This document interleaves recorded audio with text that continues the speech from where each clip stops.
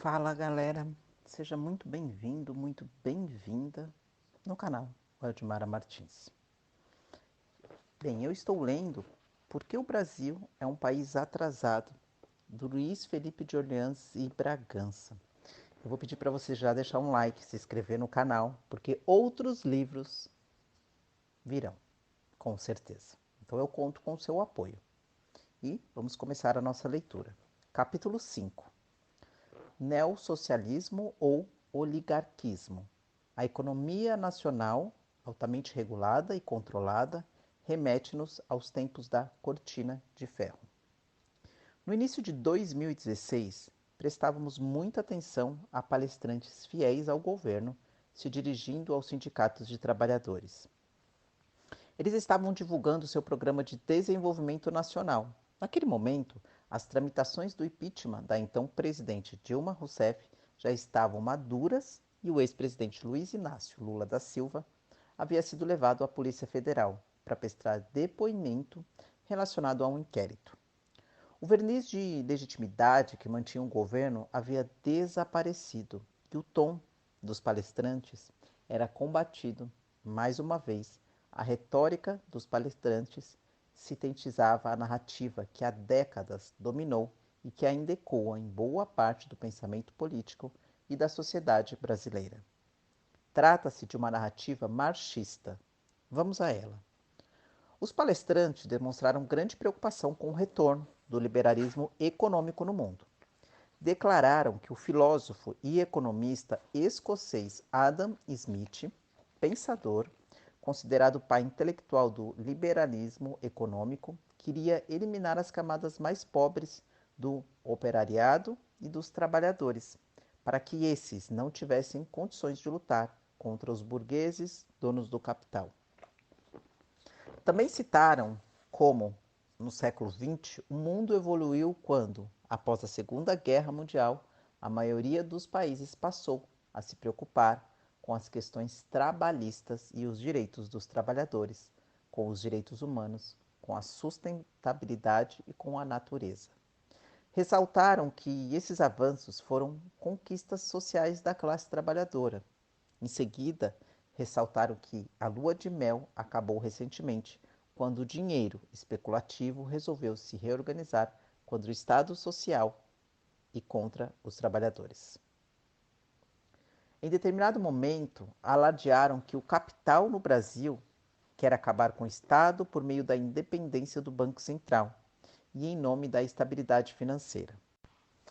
Essas vozes referem-se com frequência ao aluguel do parlamento pelo financiamento de partidos e de campanhas e destacam que este processo faz com que os parlamentares eleitos pelo capital defendam bandeiras como a reforma da Previdência e a flexibilização da consolidação das leis do trabalho, CLT, em favor de acordos livres entre empresas e funcionários. Apelam por sentimentos nacionalistas, dizendo que a privatização de empresas que são brasileiras por direito, como a Petrobras, precisa ser combatida.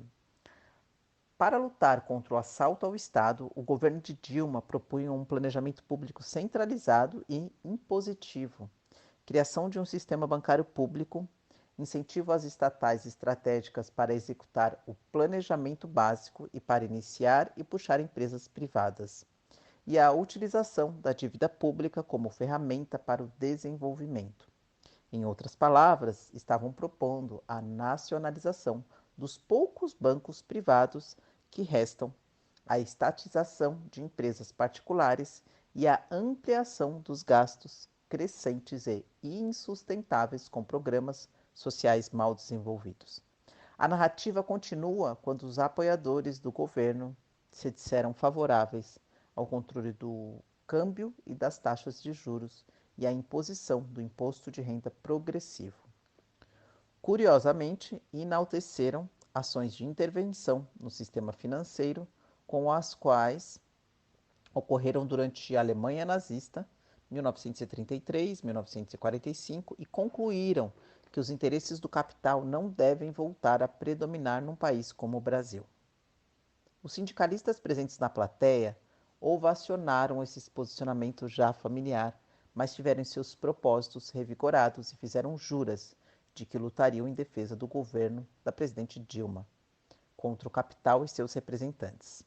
Pena que aquela apresentação para sindicalistas não era um debate, pois mesmo entre aquela audiência de pelegos, dependentes e leais ao Estado, era possível que surgissem algumas vozes capazes de questionar a mitologia.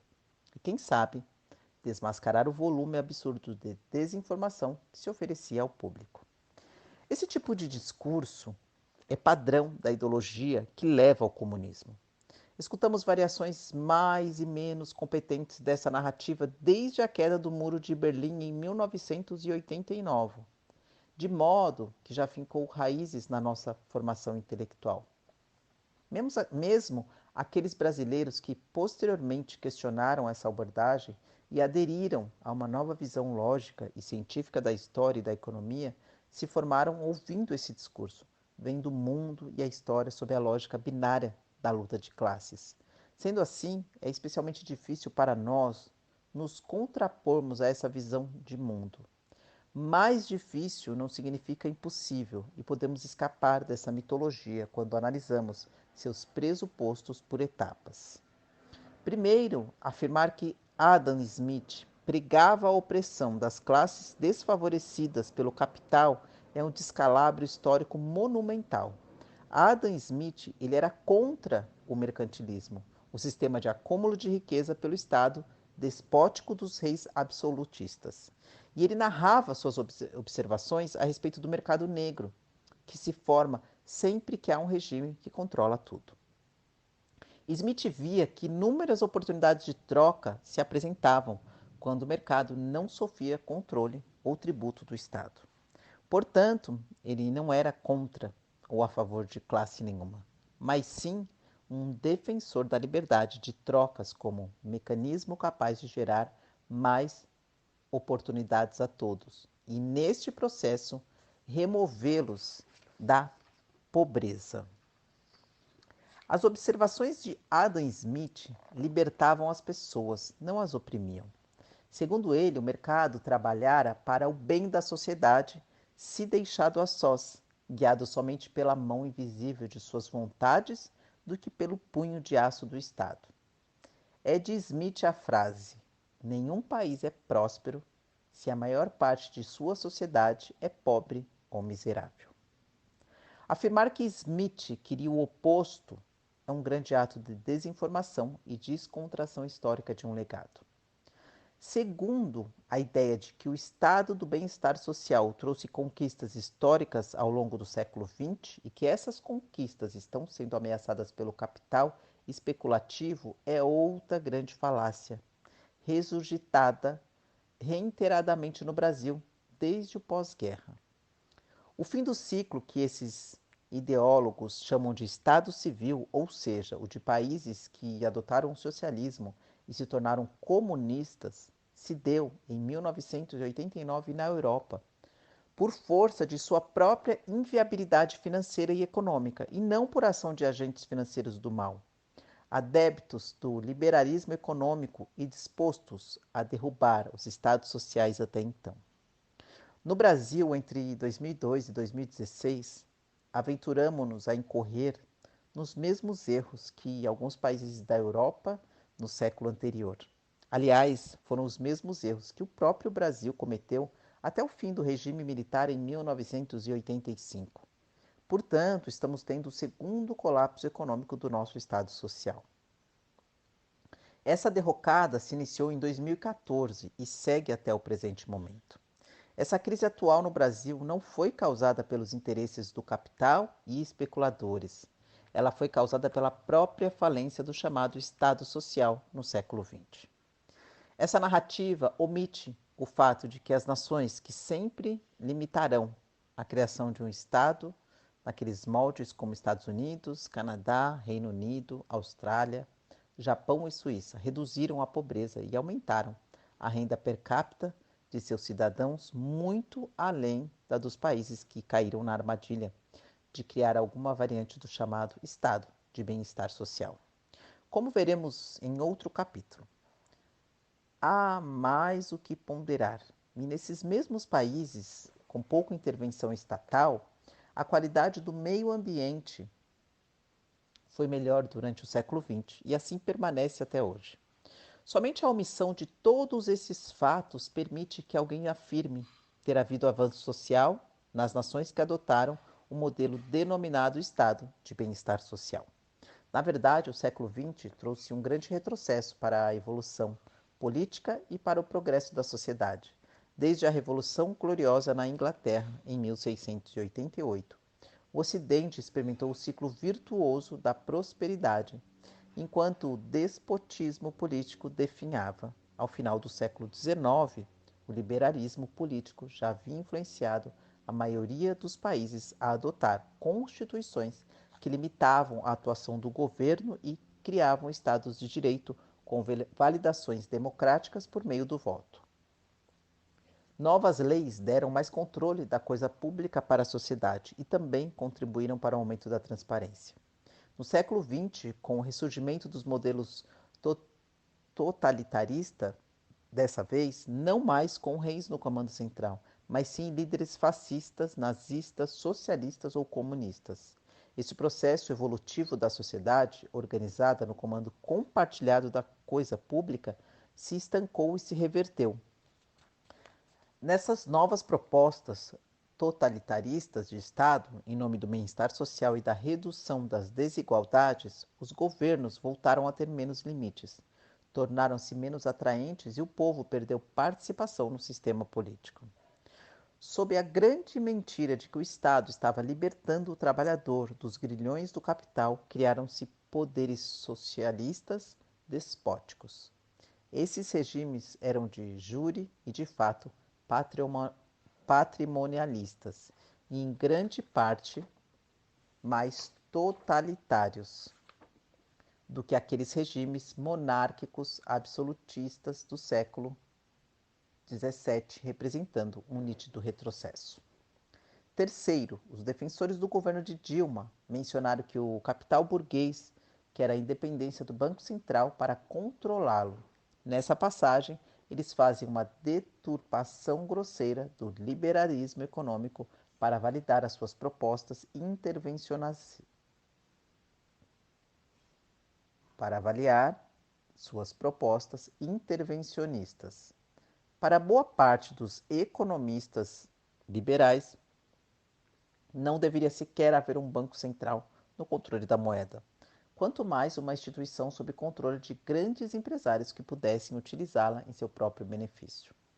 O controle da moeda sempre foi uma proposta marxista, como descrito pelo próprio Karl Marx em seu livro O Capital. Segundo os liberais, a taxa de juros ela deveria ser determinada de maneira espontânea e diária pelo mercado financeiro, e não em função de uma reunião periódica de poucos notáveis, nomeado como acontece hoje no Brasil com o Comitê de Política Monetária. A causa de todos os problemas decorrentes dos ciclos de aumento e redução de taxa de juros no Brasil e em outros países que possuem instituições financeiras equivalentes ao Banco Central, independente ou não, resume-se ao fato de que poucas pessoas tomam decisões erradas sobre o custo do dinheiro, ou seja, os juros. Quando o mercado ajusta naturalmente as taxas, evita as diversas bolhas e distorções que abundam em economias controladas ao longo do tempo. Quarto, a apelação pelo sentimento nacionalista no que se refere ao petróleo, sendo patrimônio do Estado brasileiro, é outra grande falácia. O petróleo tem seus dias contados. Até 2050 prevê drástica redução de consumo e de produção deste combustível. Exaustão de reservas, tecnologias de propulsão novas e fontes alternativas de energia já se fazem presentes de maneira significativa em quase todos os países modernos. E a projeção é de crescimento em quase todos os países modernos.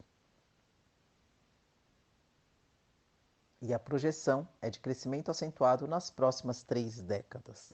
Os países de economia dependente do petróleo já investem suas reservas desesperadamente para diversificar sua produção de energia em antecipação desse cenário inevitável. A proposta desses palestrantes de proteger algo que não terá valor e nem mercado é, portanto, falaciosa. Sem contar o fato evidente de que o consumidor brasileiro sempre pagou por combustível mais caro para manter essa proteção. Considerando que o transporte de bens e capacidade de locomoção ainda é dependente do petróleo, monopólios estatais, como o da Petrobras, sempre fizeram parte do controle total da economia, sem o qual o comunismo não se materializa plenamente. Quinto e último contraponto: os defensores do governo Dilma afirmam que o capital comprou campanhas e alugou partidos para representarem os seus interesses. Implicitamente afirmam que a pauta do liberalismo econômico é igual à das oligarquias econômicas. Grande inverdade. Mais uma vez, há um ponto central de dissimulação que é preciso ser exposto. As oligarquias econômicas não são adeptas do liberalismo. Como já vimos anteriormente, as oligarquias econômicas, assim como as políticas, querem controlar o país e se perpetuar no comando. Para obter esse controle, o melhor modelo para elas é alguma variante de Estado interventor, tal qual o modelo socialista. Isso mesmo. Oligarcas da economia convivem muito bem com os oligarcas políticos criados pelo Estado Social. Quando notamos que boa parte dos novos magnatas empresariais vem de países controlados, como a Rússia e China, isso não é nenhuma contradição, é apenas uma questão de lógica. Um Estado com modelo econômico de alta intervenção regulamentar e tributária, a exemplo dos fascistas, nazistas, socialistas e comunistas, tem economia planejada centralmente, o que o torna ideal para que os poucos grandes empresários e oligarcas econômicos controlem todo o sistema. A troca é simples, mas invisível ao leigo, ao pagador de impostos normal. Funciona assim: os oligarcas, por serem contra a competição de livre mercado, articulam a criação de uma regulamentação altamente restritiva para o mercado interno.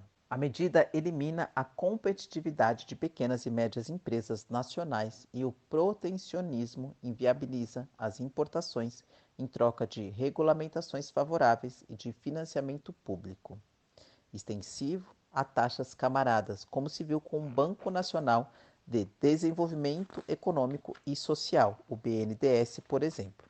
Os oligarcas aceitam normas trabalhistas que encarecem seus custos e garantem benefícios maiores aos trabalhadores escolhidos pelos sindicatos. Escondida nesse jogo está a demanda dos oligarcas políticos por sucessivos aumentos de renda, patrocínio a campanhas políticas e por cada vez mais empregos para seus correligionários. Oligarquias políticas, como o partido e os sindicatos trabalhistas, garantem os interesses das oligarquias econômicas e são sustentadas por elas. Oligarcas políticos e econômicos vivem, em suma, em perfeita simbiose, eleição após eleição. Com um braço no poder político, outro no econômico, ambos conspiram contra o Estado de Direito e os anseios da sociedade. Assim se fecha o modelo de oligarquismo que temos no Brasil. Por meio do ativismo político e com minha recente experiência no movimento Acorda Brasil, eu tenho constatado o quanto esse oligarquismo colaborou para o Estado brasileiro tornar-se um monstro indomável, com governo e burocracia emaranhados com poucas empresas que financiavam todo o esquema político de manutenção de poder. Esse esquema ele foi potencializado pelos governos socialistas recentes de Luiz Inácio Lula da Silva e Dilma Rousseff, embora suas origens venham da estrutura de poder que abrange todo o período republicano. O liberalismo econômico é basicamente o oposto de tudo que os defensores do Estado máximo afirmam. Nele, o mercado tem de se manter livre, de forma que nenhuma empresa, governo, indivíduo ou grupo de interesse possa controlá-lo. As tentativas de controle de qualquer segmento da economia por parte de uma grande empresa que atue em conluio com os políticos são sempre mais fáceis em um governo interventor do que um modelo político não interventor. Por definição, o Estado liberal ele não pode intervir em demasia na economia, assim como na sociedade. A esquerda mundial é a brasileira, sabe empregar a retórica política sem nexo com a realidade e, quando convém, alteram a história e os fatos para criarem novas realidades e retórica. Na retórica em questão, o povo é iludido a crer que só existem duas opções: ou o Estado, o bonzinho, fica no controle de tudo, ou a oligarquia econômica do capital, grandes empresários malvados, se torna o controlador. Nessa visão, não há sequer menção da verdadeira opção defendida pelos defensores do livre mercado, como Smith, Hayek e Mises. É justamente a omissão dessa opção na retórica populista da esquerda machista que precisa ser combatida no Brasil e no mundo. Se nos demos o trabalho de dissecar essa narrativa aplicada ao grupo de sindicalistas, é porque a dinâmica aqui exposta é uma regurgitação daquela voga no Brasil há 100 anos. O país encontra-se hoje sem um contraponto aos descalabros racionais e históricos. Consequentemente, quase todos os partidos políticos existentes no Brasil contemporâneo têm estatutos e quadros que refletem essa ideologia. Considerando que essa retórica socialista tenha sido hegemônica em todos os partidos brasileiros e na sociedade em geral desde o século XX, é de se esperar que esse discurso tenha gerado consequências práticas em nossa política econômica e modelo econômico, certo? Esse impacto de fato existe, e o objetivo deste capítulo é justamente elucidar que vivemos o resultado dessa retórica. Temos hoje no Brasil uma variante do modelo socialista de economia que aqui denominamos de oligarquismo. Se o Brasil quiser promover a real ascensão social, enriquecendo seu povo de maneira sustentável, terá de evitar as arapucas políticas que o levam reiteradamente a querer controlar a economia de um lado para distribuir migalhas do outro. Implementar uma economia verdadeiramente liberal é um ideal que parece distante em nosso país. Diante de todas essas dificuldades, é preciso lembrar que essa mudança não vai demandar um salto no desconhecido, mas sim a retirada de um tapa-olhos nacional. Décadas de comportamento político impostos pelos meios de ensino e comunicação nos convenceram a vilanizar o capitalismo e seus agentes e confiar na ação paternalista de um Estado que se coloca como o único meio de redução das desigualdades de renda e da pobreza. Capital agindo contra o povo e o Estado agindo contra o capital. Se tornou a visão padrão formadora do discurso da ideologia que leva ao comunismo. A opção que ficou fora dessa dicotomia é de um mercado livre de intervenções tributárias e regulamentares excessivas e livre da ação predatória de oligarquias políticas e econômicas. Essa é a forma mais segura de garantir produtos e serviços de qualidade a preços acessíveis ao consumidor.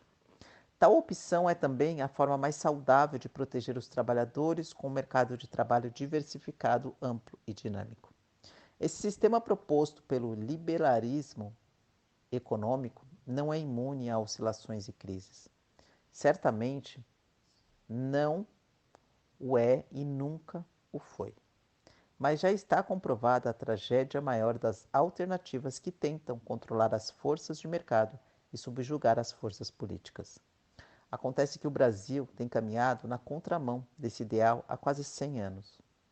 O país encontra-se hoje sem um contraponto racional e bem divulgado às falácias sociais. Consequentemente, nenhum dos partidos existentes no espectro político nacional tem estatutos e quadros que refletem essa retórica liberal. Isso inclui tanto as legendas ditas de direita quanto as consideradas do centro. Como não houve argumentação política contra o poder do Estado durante todo esse tempo, vivemos hoje com uma estrutura de Estado e de modelo econômico resultado dessa carência.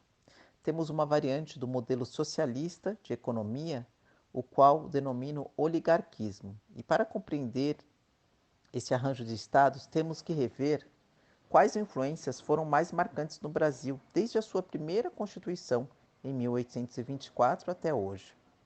Podemos estabelecer o momento de nascimento jurídico e efetivo do Brasil como nação naquele ano, pois foi somente com a primeira carta elaborada exclusivamente por um Conselho de Estado brasileiro que se teve pela primeira vez uma visão nacional para ordenar aquilo que seria o Império do Brasil. A primeira Constituição brasileira abraçava nitidamente os preceitos liberais políticos vigentes na época. Ela previa a separação e a limitação dos poderes, as eleições democráticas, o governo de leis e os princípios traçados por John Locke, um dos ideólogos do liberalismo, com os direitos naturais à vida, à liberdade e à propriedade. Essa primeira Constituição foi a que mais durou, vigorando de 1824 até 1889. Os princípios e ideais liberais também permeiam a criação da primeira Constituição da República, em 1891, igualmente influenciada por princípios políticos e econômicos liberais. Essa primeira Carta Republicana foi a segunda Constituição mais longeva da história do Brasil. Vigorou de 1891 até 1930, até ser abolida com o início da ditadura de Getúlio Vargas. De 1824 até 1930, ou seja, durante 106 anos, o Brasil foi uma nação de política e economia liberais, com mercado aberto, desregulamentado, Estado de Direito não intervencionista e, consequentemente, pequeno, custando somente o equivalente a 13% do produto interno bruto, PIB, em tributos. O direito à propriedade era pleno e inviolável, e o acúmulo de riqueza não era visto como um problema a ser controlado ou tributado pelo Estado. Em 1930, forças que trabalhavam nas sombras havia algum tempo surgem para mudar as regras vigentes. Na conjuntura internacional, a Revolução Russa de 1917 introduziu o mundo ao modelo comunista, firmemente calcado no coletivismo e no qual o Estado detém toda a propriedade. No Brasil, os tenentes do Exército Brasileiro começaram uma revolta em 1922. O movimento tenentista visava o reconhecimento político e as melhores condições de trabalho para o exército profissional. Mas boa parte dos tenentes brasileiros era influenciada pelas ideias comunistas recém-lançadas ao mundo. Outro fator importante na época era a exclusão política causada pela oligarquia agropecuária que se instaurará no poder desde 1891. Os proprietários rurais limitaram a renovação e a inclusão política de novos setores da sociedade, notadamente banqueiros, comerciantes e militares. Esses grupos, importantes para a economia, mas excluídos do espectro de influência política, formaram uma nova oligarquia voltada a destituir a oligarquia agropecuária. Quando a ditadura getulista surge em 1930, essa nova oligarquia se apresenta como patrocinadora. Outros segmentos da sociedade brasileira tacitamente aprovavam Vargas ao enxergá-lo como um salvador do Brasil. Contra a ascensão do comunismo. Ironicamente, o ex-presidente ele trouxe consigo as ideias favoráveis a um Estado intervencionista que começavam a dominar o mundo na época. Vargas extingue a Primeira República Brasileira e convoca uma Assembleia Constituinte para a criação de uma nova carta. O ponto fundamental para entender a história do Estado brasileiro é o momento em que, para compor essa Constituinte, Vargas permite que segmentos fortemente influenciados por ideais socialistas, fascistas e por visões comunistas de estados influenciem na criação da nova Constituição. O resultado foi a Constituição de 1934, que marca o fim do liberalismo no Brasil e o início do ciclo de centralizações e inchaços da máquina estatal que dura até hoje. Influenciada fortemente pelos sindicatos, a Constituinte inclui novos direitos trabalhistas, nacionaliza bancos, seguradoras e todo o subsolo nacional, limitando o direito à propriedade individual. As novas leis elas possibilitam a criação de diversas estatais e monopólios. A economia passa a ter controle de preços, protecionismo e forte regulamentação em quase todos os setores. Além disso, várias tarefas sociais passam a ser dever e função do Estado Central. Todos esses novos direitos geram necessidades orçamentárias e a tributação aumenta, passando a representar 15% do PIB entre 1930 e 1946. E ela só não aumentou mais porque o sistema de coleta de impostos ainda estava se desenvolvendo. Em 1937, Getúlio Vargas promulga uma nova Constituição para eliminar por completo as liberdades políticas e se perpetuar no poder. Aquela carta durou mais 9 anos, chegando até o final da chamada Era Vargas. Já em 1946, surgem forças populistas e o Brasil se vê compelido a mais uma vez fazer uma nova Constituição, a Quarta da República. À época da elaboração da Constituição de 1946, o mundo ocidental testemunhava o fim do fascismo e do nazismo e a vitória do capitalismo keynesiano e do comunismo. Uma guerra fria se estabelecia entre os lados vitoriosos da Segunda Guerra Mundial, representados pela União Soviética e suas nações satélites, e pelos Estados Unidos e sua esfera de influência no Ocidente. A Constituição de 1946 nasce dessa esquizofrenia de ideias que dividam o mundo, mantendo os artigos que possibilitam uma alta intervenção na sociedade e que já estavam presentes na Carta de 1934, a que teve mais curta duração na história brasileira, e acrescentando algumas novas vertentes keynesianas de intervenção na economia. Em paralelo, o documento ele mantinha uma organização federalista que não conseguiu se materializar plenamente, pois o planejamento central da economia e o nível de intervenção do governo da União nos Estados-membros eram muito altos. Dessa ambiguidade ideológica do Estado brasileiro, inicia-se o período na história do Brasil chamado de populismo. Nesse período, o que ocorre é uma sucessão de presidentes que buscavam popularidade por meio de programas de estados. Eles usavam o poder executivo como veículo de intervenção do Estado na sociedade e na economia com programas insustentáveis e descabidos. Observe-se ainda que, apesar de ter o propósito de criar um Estado descentralizado, os artigos constitucionais de viés socialista minuciavam o poder executivo central, mantendo forte e com poucos limites. Uma vez que o poder executivo era a força política dominante e o quadro político era constituído por uma miríade de tendências, uma competição extrema por ele se sucedeu. A cada eleição, a nação se redefinia inteiramente. O único ponto de estabilidade entre um governo e o outro era o Estado, que só crescia, tornando-se cada vez mais onipresente e oneroso. Essa falta de rumo institucional e o poder centralizado e concentrado no executivo causaram instabilidades políticas. Diversas maneiras ilícitas de financiamento de campanha foram utilizadas, pois o poder em questão valia o risco. O Estado era empregado como uma máquina eleitoreira, não como um garantidor dos interesses do povo. A consequência inevitável desse processo era um descontrole cada vez maior de gastos, o que produzia inflação e criava a necessidade de aumentar a arrecadação. Os impostos passaram a engolir em média 17% do PIB. Tal instabilidade do período populista culminou no confronto de ideias de Estado em 1964, quando o vice-presidente João Goulart, sucessor do populista Jânio Quadros, passa a postular, no auge da Guerra Fria, ideias comunistas para agradar suas bases políticas e evitar os rigores impopulares de ter de cortar custos do Estado. Goulart tenta passar o que ele chamava de reformas de base, medidas de desapropriação de terras e de propriedade urbanas, aumento de impostos e confisco de interesses multinacionais.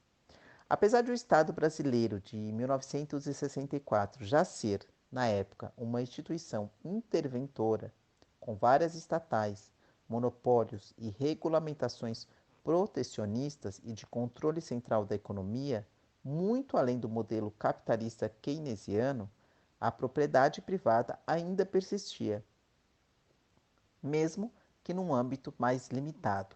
As medidas de Goulart, no entanto, entornariam o caldo e passariam a definir o Brasil como um país comunista de propriedade coletivizada. Isso desagradou a vários setores da sociedade brasileira que passaram a defender a tomada do poder central por uma junta militar. Em 1964, isso se materializa. Jango foge do país e o Congresso determina vago o cargo de presidente. Quem assume é o presidente da Câmara dos Deputados, Ranieri Mazzilli, e logo em seguida Castelo Branco põe a faixa presidencial e uma junta militar passa a administrar por decreto. Finalmente, em 67, é criada uma nova Constituição para legitimar o controle militar e evitar a ascensão comunista na política brasileira. Curiosamente, o regime militar, que vigorou entre 64 e 1985, não quebrou o ciclo intervencionista. Pelo contrário, aquele foi um período de grande intervenção do Estado na economia e na sociedade. O protecionismo, o número de controles regulamentares sobre a propriedade, o controle de preços, a criação de novos monopólios e de empresas estatais se multiplicaram exponencialmente, mais do que em qualquer outro período da história do Brasil. A nova dimensão agigantada do Estado se fez visível na tributação, que passou a abocanhar 27% do PIB nacional. Ao final do regime militar, em 1985, o Brasil se apresentava ao mundo como uma economia atrasada, planejada centralmente, estatizada, protecionista, pouco competitiva e altamente regulada. Naquela época, muitos eram os paralelos entre nosso país e as nações do leste europeu, que viviam sob ditaduras comunistas. Espantosamente, diversos setores acadêmicos, jornalísticos e filantrópicos de então consideravam que o Brasil, durante o regime militar, havia sido um país controlado por um capitalismo de Estado, ou mesmo por um capitalismo keynesiano. Mas os paralelos com os países do leste europeu eram fortes demais para que o Brasil pudesse sequer ser chamado de capitalista. Se fosse capitalista, seria o capitalismo mais regulamentado que já existiu. Mais até do que o sistema que vigorou na Itália fascista, mais estatizado e protecionista do que a Alemanha nazista. O Brasil, de 1985, era muito mais parecido com um típico país controlado por uma ditadura socialista do que com qualquer variedade de país capitalista.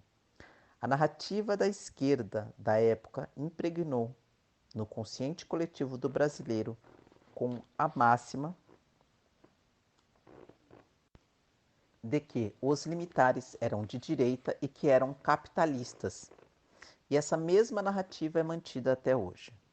Quando o regime militar se encerra no Brasil, os ventos do liberalismo econômico já sopravam forte no Ocidente. Com aquela nova onda de liberalismo econômico, voltaram à pauta econômica global ideias como desregulamentação, abertura de mercados, baixa tributação, mais competição, extinção de monopólios e privatização. Essas ideias, entretanto, não são aplicáveis num ambiente político totalitário e centralmente dirigido. Os militares brasileiros conviviam com a mesma exaustão do sistema estatal que se observava nos países do leste europeu, com alta inflação, sucateamento de indústrias e descontrole orçamentário. Em 1985, a transição de poder do regime militar para um governo civil ocorre de modo tranquilo e fica evidente a necessidade de uma nova Constituição, que àquela altura já seria a sexta da República. Por infelicidade do momento histórico, o ciclo de ideias socialistas, de sistemas comunistas inspirados na Rússia e no leste europeu, ainda estava muito vivo. Quando uma nova constituinte foi convocada para fazer a sexta Carta Magna do Brasil. Por esse motivo, a nova Constituição do país, promulgada em 1988, seguiu o ciclo de constituições estatizantes e socialistas, que fora iniciado com a Constituição de 1934. A nova Constituição de 1988 contém artigos que representam todo o acúmulo de anseios por um sistema mais participativo que foram sufocados pelo regime militar, mas também traz consigo artigos que auferem direitos sociais excessivos, muito além das cláusulas utópicas contidas na Constituição de 1934 e de 1946. Mas o ponto que tornou a Constituição de 1988 a mais interventora entre todas as outras que já vigoraram na história do Brasil e que a colocou na contramão dos eventos históricos é o fato de que ela sepultou qualquer possibilidade de liberalismo econômico no Brasil. Isso porque os direitos universais à vida, à liberdade e à propriedade são sistematicamente limitados por vários artigos, quando deveriam ser limitados segundo seus preceitos do liberalismo político e econômico. O fato de tornar o direito à propriedade privada violável pelo Estado, quando este assim desejar, eliminou o último direito universal do indivíduo que ainda sobrevivia no Brasil e que criava alguma barreira à criação de um Estado totalitário. Nas constituições de Estado de direito moderno, nenhuma lei é criada para limitar direitos à vida. A liberdade é a propriedade. Já a Constituição do Brasil de 1988, em voga até hoje, permite a total desvirtuação desses princípios, quando sujeito aos limites impostos por emendas constitucionais, coletivistas e leis complementares. Caso nossa Constituinte de 1987 tivesse esperado mais 1 ou 2 anos até a queda do Muro de Berlim em 1989, vários artigos que viabilizam a forte intervenção do Estado na sociedade e na economia certamente não constariam da Constituição Cidadã de 1988. Ironicamente, a extinção do direito à propriedade plena era o ponto que viabilizaria a agenda comunista de João Goulart e que causou forte reação popular em 1964. Na nova Carta Magna de 1988, no entanto, os artigos que tornam a propriedade privada violável aparecem em todo o seu esplendor, sem nenhum alarde ou comoção popular contrária. A razão mais plausível para isso é a falta de divulgação qualificada e a ignorância coletiva da sociedade civil em relação à importância de uma Constituição. Mas depois de 1988, o Brasil embarcou em campanhas liberalizantes da economia, correto? Sim, mas sem grande convicção e na contramão da Constituição. Vejamos por uma questão de coerência política com a onda de liberalismo econômico que reconquistava a Europa e os Estados Unidos no final do século XX e por força da caótica situação econômica em que o país se encontrava após ter estatizado a economia durante o regime militar. Os governos de Fernando Collor, Itamar Franco e Fernando Henrique Cardoso viram-se forçados a se alinhar com as ideias do liberalismo econômico de abertura de mercado, redução do protecionismo, privatização e desregulamentação. A transição para uma economia de mercado não foi fácil para nenhum país socialista do leste europeu.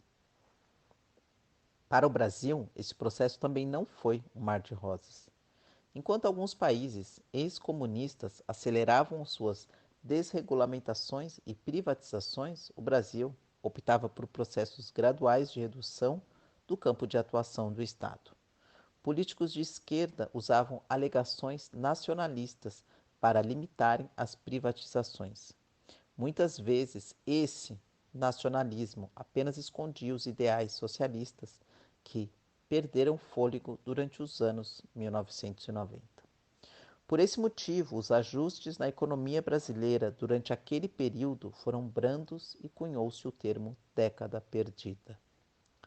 Muito porque a velocidade de reforma econômica limitada em boa parte pela Constituição de 88 não estava atingindo os resultados em tempo político hábil.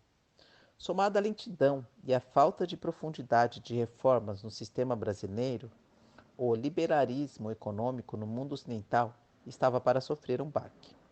Em 2002, nos Estados Unidos, o governo de George Bush optou por intervir na economia contra os ajustes naturais de mercado produzidos pelas crises da bolha das ações de tecnologia e dos atentados terroristas de 2001. As medidas de Bush abalaram os países do Ocidente que abraçavam conceitos liberais, como de não intervir em crises, e todos passaram, em um momento ou outro, a seguir o exemplo dos Estados Unidos. No mesmo período, no Brasil, os ajustes iniciados dos anos 1990 se encontravam estagnados. Várias empresas ainda permaneciam sob controle do Estado e a regulamentação e a tributação ainda eram altas. O Brasil não chegou a tornar-se uma economia de livre mercado e permanecia uma economia dirigida e estatizada, ainda que com uma máquina estatal levemente mais enxuta. Em 2003, Luiz Inácio Lula da Silva assume como presidente da República, com um programa de poder e de Estado na contramão dos ajustes ainda necessários para implementar o liberalismo econômico no país. A vitória de Lula encerra nosso já paquidérmico processo de modernização. De modo similar ao que fizeram tantos presidentes populistas do século XX, Lula usa a máquina do Estado para promover um bem-estar econômico maquiado e insustentável com o propósito de conquistar poder político. Mais tributos, regulamentações e novas empresas estatais são criadas. A digitalização da Receita Federal aumentou a arrecadação e limitou qualquer tentativa de se desvencilhar da carga fiscal crescente. Todas as leis tributárias do país, se impressas, produziriam um livro de inacreditáveis 6 toneladas. O Estado brasileiro, que no ano 2000 custava menos de 500 bilhões de reais em tributos, em valores correspondentes a 2015, passou a custar mais de 1 trilhão e 400 mil reais no final de 2014. Sim, o Estado brasileiro aumentou em 3 vezes sua arrecadação de impostos nos primeiros 15 anos do século XXI e em 2015 se apresentou financeiramente quebrado, incapaz de atender às demandas mais básicas da sociedade. A conclusão é que o Brasil viu, desde a sua primeira Constituição, várias adições de direitos individuais postulados como função permanente do Estado, à exceção de 2 constituições ditatoriais. A de 1937, que legitimava Vargas como ditador, a de 1967, que legitimava a permanência dos militares no poder. Os direitos individuais e políticos assegurados só aumentaram. Com o aumento de direitos que o Estado deveria garantir, aumentaram-se os impostos, as regulamentações e a burocracia. Esse é um ponto crítico na compreensão do motivo pelo qual as constituições brasileiras, desde 1934, criaram uma cultura de Estado que antes não existia. Também é um ponto crucial para o entendimento de como o Estado brasileiro, que custava aos contribuintes 13% do PIB durante o Império e até a Primeira República em 1930, passa a custar 35% do PIB em 2015 e, mesmo assim, não é capaz de honrar as suas obrigações constitucionais. Contada do ponto de vista da evolução de ideias, a história do Brasil é muito clara e simples. O país nasceu em 1824, com uma Constituição liberal, e os princípios de Estado passivo, limitado, de economia livre e que tributava pouco, permanecem presentes até 1930. Em 1934, uma nova Constituição de viés socialista iniciou um ciclo de aumento contínuo do poder do Estado, que criou para si deveres intervencionistas na sociedade e na economia. As constituições subsequentes de 1946 e de 1988 só adicionaram mais legislação a favor do Estado e contra o liberalismo político e econômico, dando legitimidade legal à criação de um Estado totalitário e interventor na economia fechada que temos hoje no Brasil. Obrigado.